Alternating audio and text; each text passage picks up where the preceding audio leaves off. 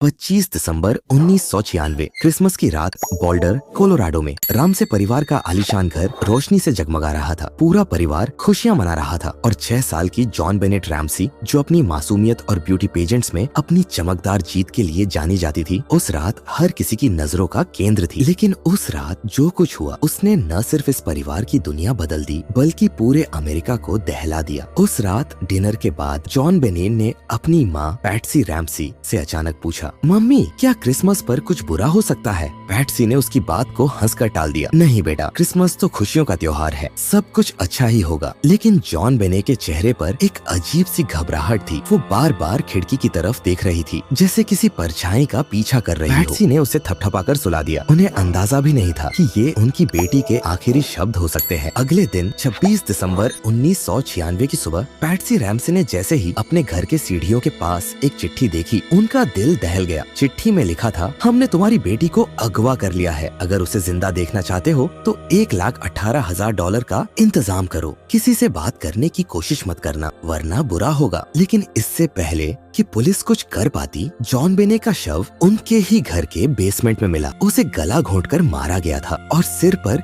गहरी चोट के निशान थे। उसकी नाजुक कलाइयों को एक रस्सी से बांधा गया था। क्रिसमस से एक दिन पहले उनके घर के आसपास पड़ोसियों ने एक संदिग्ध आदमी को देखा था। वो लंबा था, काले कपड़े पहने हुए और उसके चेहरे पर टोपी से छाया पड़ी थी। उसने खुद को क्रिसमस लाइट्स का शौकीन बताया और जल्द ही वहाँ से चला गया। उसके जूतों के निशान बर्फ में घर के पीछे तक दिख रहे थे, लेकिन इस आदमी को कभी पहचाना नहीं जा सका। पुलिस की गलतियाँ। बोल्डर पुलिस ने इस केस की शुरुआत से ही कई गलतियाँ की। उन्होंने घर को ठीक से सील नहीं किया, रिश्तेदार और दोस्तों को अंदर आने दिया, जिससे बहुत सारे सबूत खराब हो गए। उन्होंने यह मानते हुए केस की शुरुआत की कि परिवार ही संदिग्ध है, जिससे जांच में कई जरूरी सबूत छूट गए। फिर पुलिस को एक फिरौती की चिट्ठी मिली। इस चिट्ठी ने सबसे ज्यादा सवाल खड़े किए, क्योंकि इसमें मांगी गई रकम ठीक उतनी थी जितना जॉन रैमसी का क्रिसमस बोनस था। पैट्सी रैमसी की लिखावट इस चिट्ठी से मिलती जुलती पाई गई। चिट्ठी में स्मार्ट किलर जैसा व्यवहार झलकता था, लेकिन इसे लिखने में इतना समय लगाना किसी बाहरी अपराधी के लिए अजीब था। इन सवालों की वजह से परिवार को शक के घेरे में रखा गया। जब जॉन बेनेट के शव की जांच की गई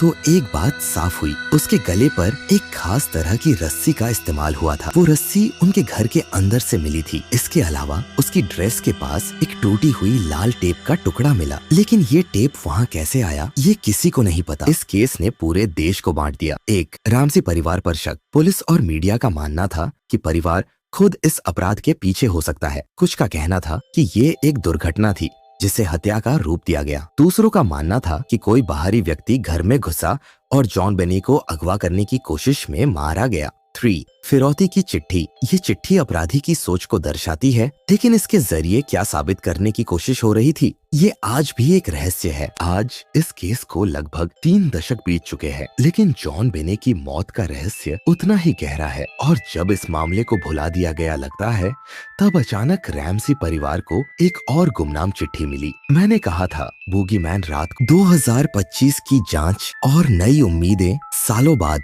फोरेंसिक जांच ने एक नई उम्मीद जगाई। जॉन बेनेट की ड्रेस से एक अज्ञात पुरुष का डीएनए मिला। ये उनके परिवार से मेल नहीं खाता था, लेकिन ये डीएनए किसका था? क्या वो लाल टेप किसी कड़ी की तरफ इशारा कर रहा था? क्या ये राज कभी खुलेगा? जॉन बेनेट रैमसी का केस अमेरिका के सबसे बड़े अनसुलझे मामलों में से एक है। ये सिर्फ एक जुर्म नहीं बल्कि उन सवालों का पिटारा है जिनका जवाब शायद कभी न मिले।